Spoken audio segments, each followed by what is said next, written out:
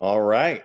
Good afternoon to those on the call that are on Eastern time and Central time, and good morning to those joining us on Mountain time and Pacific time. Before we get started here, I want to thank everyone for taking some time out of their very busy schedules to join us today and learn more about what we're planning in terms of CBRS and the secondary market. We do have some Q&A reserved at the end of the presentation. I'd say throughout the presentation, feel free to ask questions. We will have all that at the end of the presentation.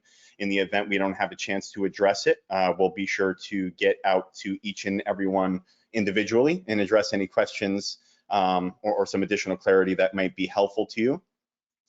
We're very excited here to talk about CBRS in the secondary market, something that the Select Spectrum team has been working toward, putting a lot of time in for the past couple years, quite frankly. And our strategy, before we get into this, was before we hit the market running, we wanted to aggregate a meaningful amount of supply. And we're here today to talk a bit about that, as well as some other things relating to CBRS. So with that, I'm going to go off video here so all of the attention can go to the slides and the content, and I'll be back for Q&A. Like I said, please feel free to answer questions, ask questions, I'm sorry, and we'll do our best to address them here during the presentation, if not at some point after the closure of the presentation. All right, let's jump in here.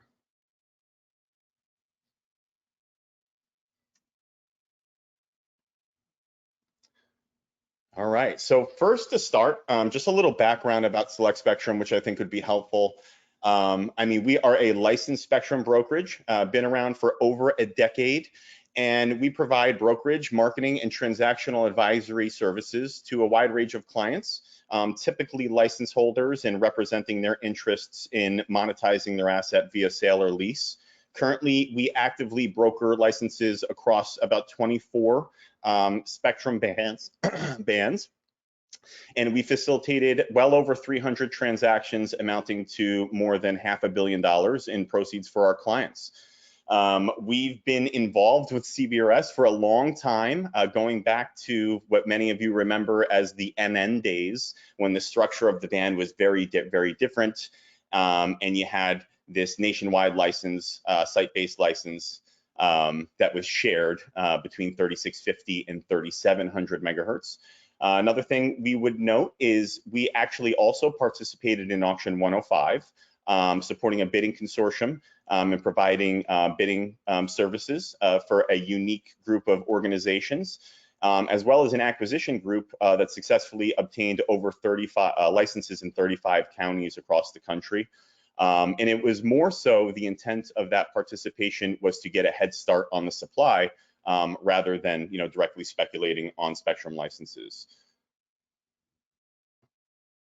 All right, I know everybody has seen the triangle, the pyramid many times.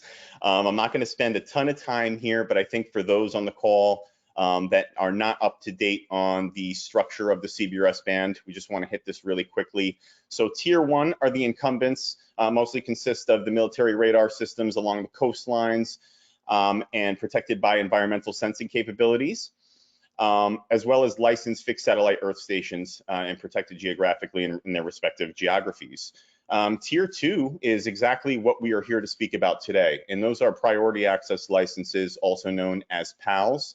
These were issued via Auction 105 a few years ago, and they auctioned 7 PALs on a county size basis across the country. One thing I'll note is even though 7 PALs per county were up for auction, that doesn't necessarily mean that 7 PALs per county were issued across the United States, dependent on who was bidding and the demand in those particular areas. And the third is general authorized access, and I think that's the most similar, although very different to the predecessor band, NN, in that you have this shared tier of the band that PAL users can also use to scale up their capacity on an opportunistic basis. So just to jump into where, the tiers here, you see the graphic below as well in terms of the floating 70 megahertz of spectrum. That's what I was talking about, 10 megahertz licenses issued on a county size basis. And then a minimum of 80 megahertz in the GAA tier. And the reason why it can go up to a maximum of 150 megahertz is because the PAL spectrum is use it or lose it. So therefore, say nobody in the PAL tier of the band was utilizing their channels, then that 70 megahertz would be allocated into the GAA tier and available to be used by those organizations taking advantage of that tier of the band. Some really quick technical regulatory aspects, really high level here. I know everyone has seen a bit of this, but for those that haven't, CBRS band governed by Title 47 Part 96 regulations. As we just mentioned, each priority access license consists of 10 megahertz. There is a spectral aggregation limit in the band of 40 megahertz, so no more than that. 10-year license term, which differentiates this band than some other traditional bands, is that the license must be hitting substantial service ahead of that 10-year renewal mark. You don't have any more aggressive 3 or 5 year marks where you have to be serving a portion of the county or constituents within the area. So you just have to make sure that is in service and in compliance with the FCC ahead of that 10-year renewal. And one thing here that makes this also very unique in terms of other bands that are available is the CBRS users must utilize a SAS database of their choice, and there are quite a few of them out there, regardless if you're using the PAL tier or the GAA tier. All right. So jumping into some of the applications and industries that are relevant to CBRS, I mean, the one thing that's great about CBRS, and we saw this in terms of participation in Auction 105, is you have so many different industries that are interested in implementing use cases and applications to be supported by such carrier grade dedicated use spectrum. So it's definitely really, really encouraging. And one thing for our group that we pride ourselves on is we have worked very hard to establish relationships with, all of the industries that you see here on this list, right? So we have a very diverse client base and great relationships throughout these industries, which positions us really well in terms of getting visibility of the assets that we're marketing. Some of the big applications that are being supported that I'm sure a bunch on this group will be familiar with are, obviously wireless broadband, fixed wireless, which is booming in 2022, right? Private LTE, privatized networks, that's huge, and we're going to talk a little bit more about that.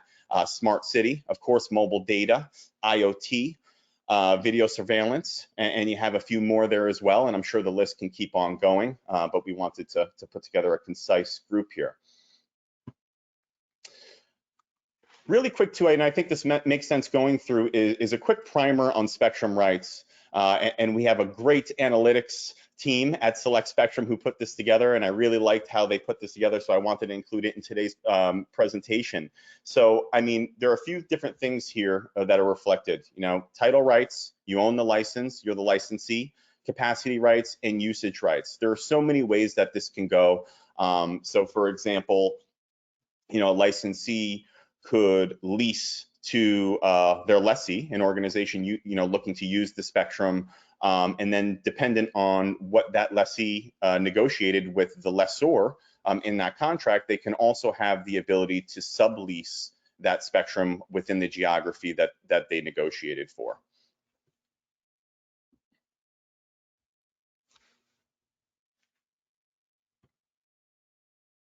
All right. So here's an important slide, I think, especially when getting acclimated with the world of licensed spectrum and coming from a world of using shared spectrum or maybe unlicensed spectrum. There are some really big benefits, and we listed only a few here, of obtaining licensed spectrum rights. And I think the biggest one is mid-band. What we're talking about here in the 3.55 band, it's a scarce and finite resource. There isn't a ton of optionality out there in terms of operators, regardless of the application or use case, obtaining capacity in the mid-band that's carrier grade and dedicated use channels that they don't have to share with others. I am not sure what other licensed bands are available, although there are a few out there, some maybe not being economical or able to justify a typical application. But I think this capacity was needed in terms of all the initiatives across the country in bringing wireless in broadband to areas that currently don't have satisfactory quality services. I mean, I think we've seen this over time. Historical data proves that licensed spectrum has continued to increase. I mean, the example I like to use is that there's only so much Fifth Ave. There's only so much dirt, right? So when you run out of dirt, what do? You build up. But then once you build up, there's only so far you can build up, right? So supply and demand, there's only so much supply. There's so many innovative applications that are out there. Especially relating to CBRS, and the more that those applications are supported by Spectrum and the more of those applications that are being implemented, of course, that's going to decrease the supply that's available. So therefore, intuitively, I think it's right to assume that PAL Spectrum pricing will increase over time. I think that congestion also in unlicensed bands, it makes also for an inevitable congestion in the general authorized access tier. And maybe congestion isn't the perfect word, more so maybe the absence of capacity that your organization requires to deliver the quality of service that you'd like to deliver to your customers, right? Once you have a bunch of users in there, there's only so much capacity to go around. If you have all 70 megahertz lit up in the PAL portion of the band, you have 80 megahertz to play with in that county. Dependent on the amount of users that are out there, it could be tough to get your hands on the amount of capacity that your organization requires. Therefore, we believe that PAL spectrum is a critical and foundational component to the CBRS deployments, right? You don't build a house on the ground, although you can. I mean, first you have a foundation there, right? And that's how I look at the PAL band. The PAL band is going to serve as that foundation and serve as something that you can count on in terms of reliability and sustainability. It's dedicated use, it's yours. It's not something that would be compromised, unless, of course, something from the tier 1 incumbent band.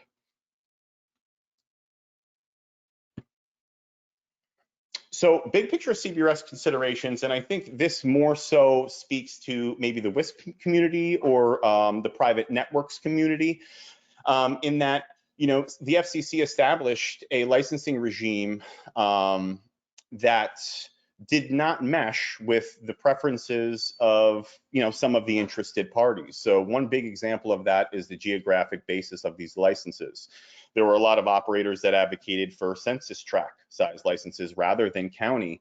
And the result of this was the FCC establishing a regime that, effectively inflated the expense of PAL spectrum to these sub-county operators that preferred smaller geographies.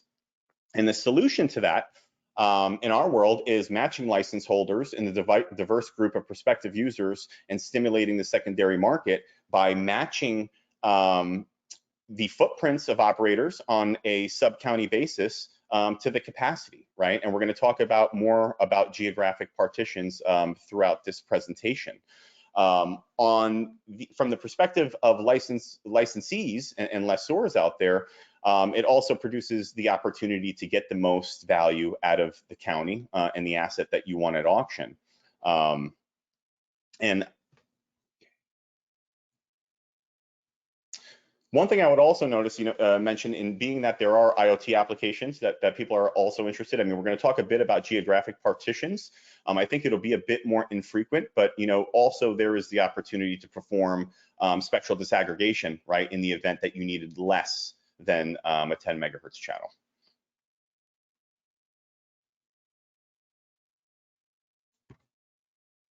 All right, some high-level ingredients of the secondary market. So first and foremost, and one of the reasons why we wanted to wait until a juncture when we aggregated some meaningful supply is you need supply and demand.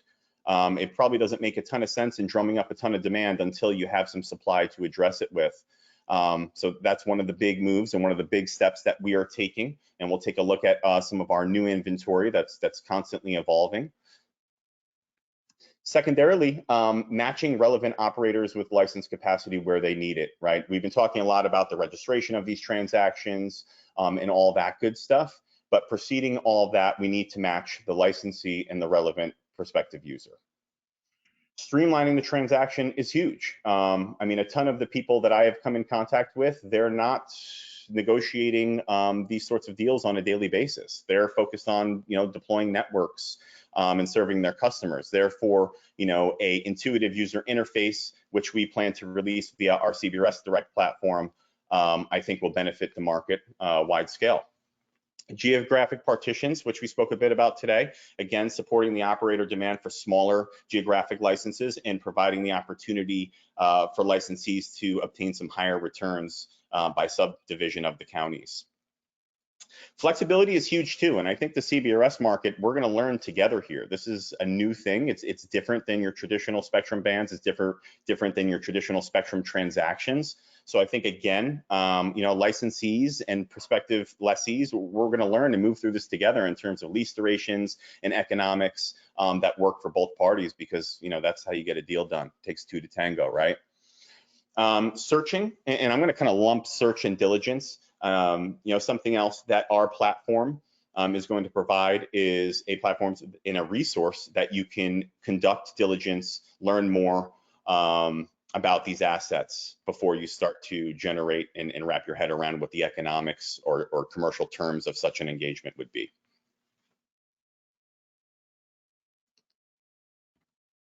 All right, so a big question is, where are the sources of supply? And it falls into a couple buckets here, as we'll go over. So first, investors and spectrum investors that participated in auctions, they usually don't have an intention of building out networks themselves. So therefore, their top priority is to monetize their assets and earn ROI, return on their investment, in terms of what they invested into the auction in those assets.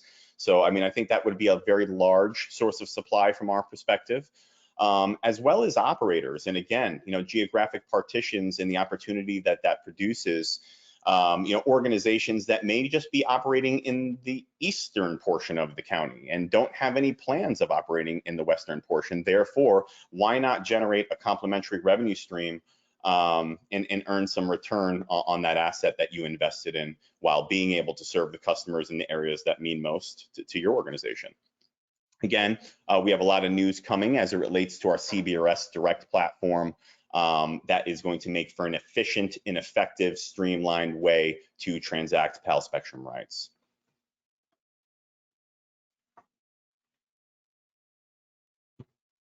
All right, what's supply without demand? Nobody wants a warehouse full of stocked shelves if you can't move it, right? So, I think there are a few different sources of demand. First, operators that aren't maxed out at 40 megahertz. We talked about this before in the CBRS band. There's a spectral aggregation limit of 40 megahertz. So therefore, in some counties where, an operator or an auction participant, didn't obtain all the capacity that they needed, or maybe didn't know that they needed as much capacity at that time, wants to obtain more than they have and kind of get closer to that aggregation limit. That's definitely one of the sources of demand that we're experiencing. As well as those that are operating in GAA, and again, seeking to add that layer of reliability and sustainability and building that foundational component to their CBRS deployment. Thirdly, operators that were unable to participate in the auction, and I think that's for a variety of factors. Maybe because the variability that a auction provides. You can't go into an auction and tell your group that, hey, we're going to spend this much and we're going to get the license. There's a bit of uncertainty in auctions. So, that made it difficult for them to participate, and therefore they planned on relying on the secondary market. Or otherwise priced out and participated in the auction and weren't able to obtain the market at a rate that was justifiable. As we mentioned before too, like I said, there's so many exciting applications that are out there for CBRS. There's so many industries that are taking advantage of the spectrum. And again, just the auction participation substantiates that. As these deployments continue to occur, we should expect that the supply is going to become scarcer. And again, mid-band spectrum availability is going to become something harder to obtain.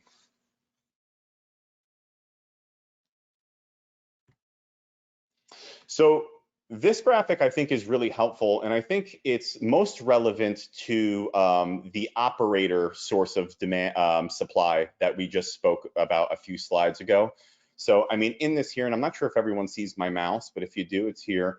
Here is where the operator plans to operate, right? And where they currently have customers and where they've deployed CBSDs and their PPAs, PAL protection areas. Here, intuitively, and I should take a step back. This obviously is a county, the outer border here.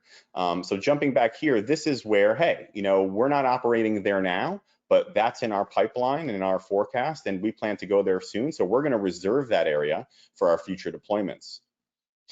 In this eastern portion of the county here, this is where they're generating these complementary revenue streams by performing a geographic partition and leasing these portions of the county to another operator or another organization that is making use of the spectrum. And you have this occurring twice here. Now, again, jumping back to what we're talking about capacity and usage rights, in this particular situation, this lessee is subleasing to someone else within their geographic partition where they carved out.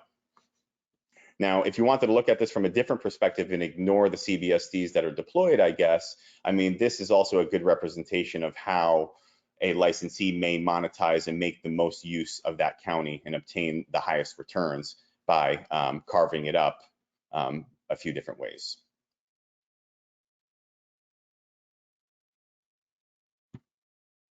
All right, so jumping in quickly, and we're going to jump to our interactive map, our spectrum search in a bit to kind of zoom into some of these. But on a high level basis, we've been able to aggregate what I think to be a meaningful amount of supply on a regional basis. So some highlights here: 10 to 40 megahertz per PAL in each county. Average capacity per county across the board is 19 megahertz currently. One thing I'll also note is this is constantly evolving. There are many of you that are on this call now that we're working on listing agreements. So we'll talk more about our spectrum search and how you can check back for new listings. Encompassing over 178 counties, 31 states, making for 345 total licenses currently listed with Select Spectrum in the PAL portion of the CBRS band. Covering over 22 million people and 367 million megahertz pops.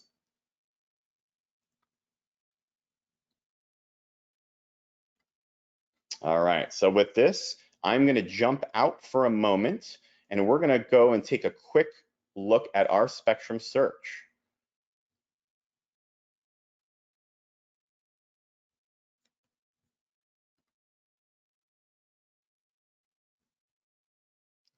Just bear with me for a moment. All right, I hope everyone can see this. So this is the homepage of selectspectrum.com.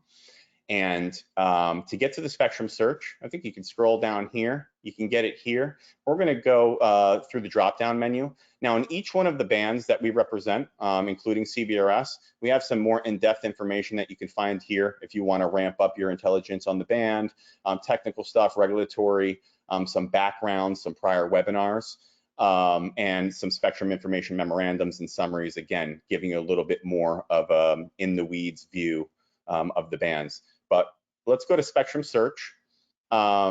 Here too, if anyone's interested at another juncture, we have a really great demo in terms of what the spectrum search is about and how to navigate it, which we're going to also do quickly now. Let's go ahead and open the platform. So here you're going to see a check menu showing all the bands that we currently have public listings in. For this webinar, we're going to go with CBRS. So we're going to go ahead and check that, press apply, and look at that. All of our listed assets are showing up. You can scroll over or click one to get an in-depth view of each. So we're going to pick an example here. We're going to go to my old stomping grounds here in New York and kind of zoom in and take a look at some of the functionality. Bear with me here. There we go. So this is going to show the coverage. The nice thing about CBRS in terms of coverage and things that we're used to is the GSA's geographic service areas are very easy. They're on a county size basis. If you know where the county is, you know where the GSA is. So that's one thing that's working for us here. But you're going to get some salient details as it relates to the license. So in this case, you got 10 megahertz available, megahertz pop over 15 million, as many of you know. But for those that don't, I'll go over it really quick. Megahertz pop is effectively a function of multiplying the population encompassed by the license by the capacity available. So 1.5 million multiplied by 10, it's going to get you to this number here. You can also contact us if you have a question about, a particular asset.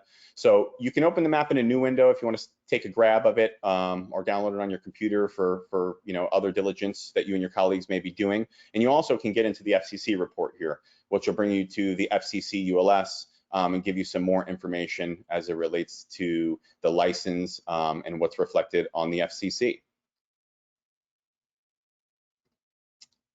All right, so we're going to go back to this. We're going to take an example license here. I'm going to start over. Let's go with this one here, which is Coconino County. I apologize for anyone. You'll have to correct me on my pronunciation after this presentation. So I'm just going to take a quick note because we're going to run a really quick lease schedule so we can understand what that looks like and talk about values a little bit. So we have 145,101 for the population, and we have 10 megahertz available. I'm going to speed things up as I see we're running low on time.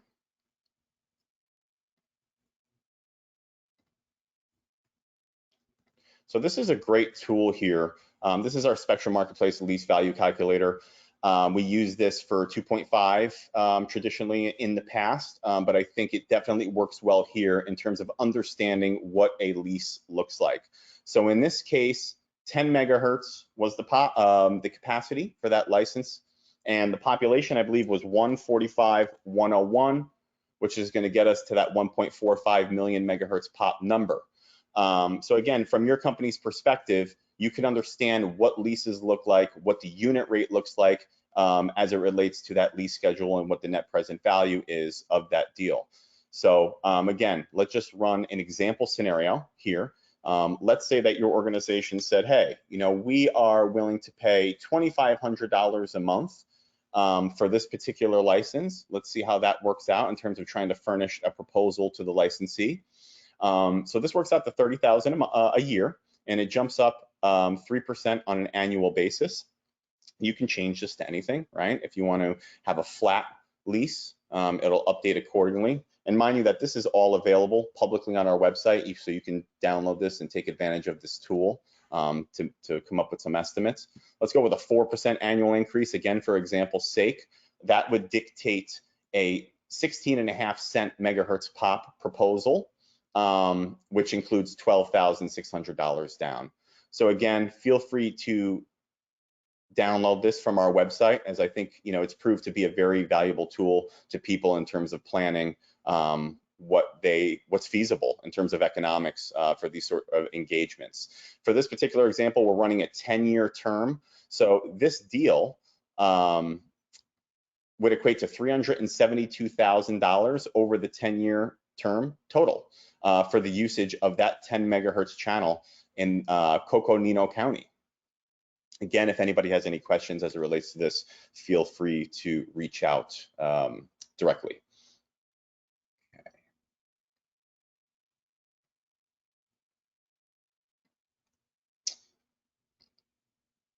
All right, so leasing considerations, we just hit there.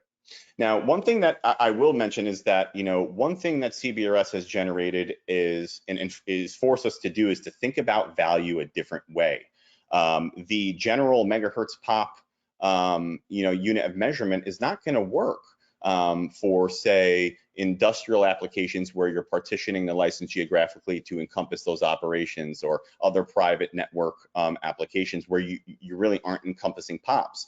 Another good one I can think of is oil and gas, right? You're not going to be able to use population to dictate a reasonable fair market value. Therefore, we've come up with a few different ways to do this that we would love to speak with you all about. But it's something else that we're going to learn as we continue on this journey in CBRS in the secondary market to see what works for both sides of the transaction so we can facilitate a successful transaction. All right, so transacting pre-light touch. We can't wait for light touch, but until then, essentially sellers can sell and buyers can buy, and we can transact using traditional methods. One of the things I talk a lot about is that the secondary market existed before CBRS. We at Select Spectrum have been facilitating transactions in the secondary market for over a decade, like we talk about. So, again, light touch, huge efficiency, and we will be taking advantage of it once it is ready. But until then, we can still transact. and we're working on deals as we speak. You know, some reach out and are not exactly sure where to start. I mean, I think, you know, reach out to us as an information resource. We're here. And, you know, or engage a knowledgeable advisor or a competent legal counsel that knows the space really well. Definitely speak with your SAS as well, being that they're a critical component of the CBRS band. In terms of high-level transacting pre-light touch, I mean, I think that if you sell, you're you know, effectively looking at an assignment of authorization. That's the nomenclature used at the FCC. If you're leasing, you're looking at making a decision between a long or short-term de facto or a spectrum manager lease. Each holds its benefits dependent on the structure of the engagement. I think one thing that would be required, again, until everything is implemented with light touch, is that once you get that FCC grant, you likely will have to notify your SAS, being that the SAS only requires FCC approval to register the transaction or the lease. Those that we've spoken with said that that would be satisfactory and that would work from their perspective. But definitely speak with your SAS and let them, you know, speak about that on their own behalf. All right, well, here's my contact info. So I definitely encourage anyone to please reach out with any questions or any clarity. You want to learn more about CBRS, I'd be happy to answer your questions. I am running a little late on the webinar here. I'm a few minutes over, so I apologize for that. So I'm going to try to move through some of these questions here as we have a few that have piled up. And like I said, anything else, feel free to reach out to me directly after the webinar and we'll be happy to address it. First question, there seem to be other PAL brokers, e.g. Federated Wireless is planning something. When shopping for PALs in the secondary market, do we need to go through all the brokers or is it more like a real estate and MLS? Really, really great question. I think some of that is yet to be determined and things are kind of being crystallized as we go, again, in a very new structure in terms of what we know traditionally in licensed spectrum bands. What I would say in terms of, you know, others like Federated or others that are planning something similar is I don't see them as competing platforms. I actually see them as very different in that you know, let's just use Federated as an example. I see it more as, say, a network planning tool, right? Our platform or our services aren't going to be able to reflect, you know, GAA usage, for example. That is not the intent of our platform, but those are things that Federated, for example, do. You know, another thing in terms of public information that's out there, I think some of those other platforms are more so focused on registering the transaction, but not as much on everything that precedes the registration of transaction. So as we discussed during this presentation, to register a transaction, you need to make a match between the licensee and the user, and you need to negotiate commercial terms and economics. So I think those are all of the items that we believe to be critical in the facilitation of a transaction, you know, that we plan on addressing and focusing on. Hopefully that answered your question. Feel free to reach out if I can give you some more clarity.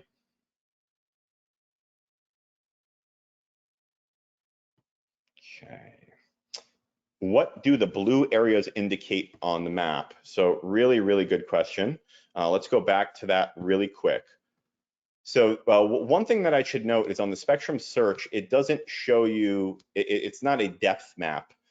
So for example, if there's more than one PAL in the county, it'll come up on a separate row as a separate 10 megahertz channel and not be reflected as, you know, its depth in the market.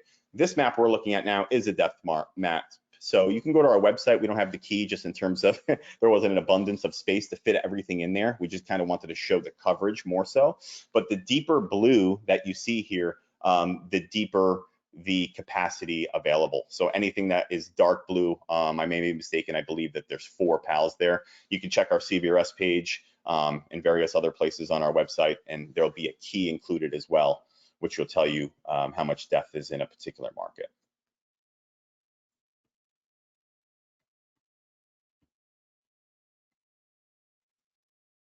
Okay, how do you find out who owns the PAL license in your county if it is not listed at Select Spectrum?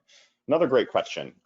Feel free to reach out to me after the presentation, give you some more information, but the FCC has a public database which reflects the owners of the PAL licenses in the respective areas across the country. All right. So with that, we're about 5 minutes over. We do have some additional questions here that I will plan to address after the webinar via email. So, I mean, again, I really thank you all for taking some time to be with us today and learn more about what we're doing in CBRS.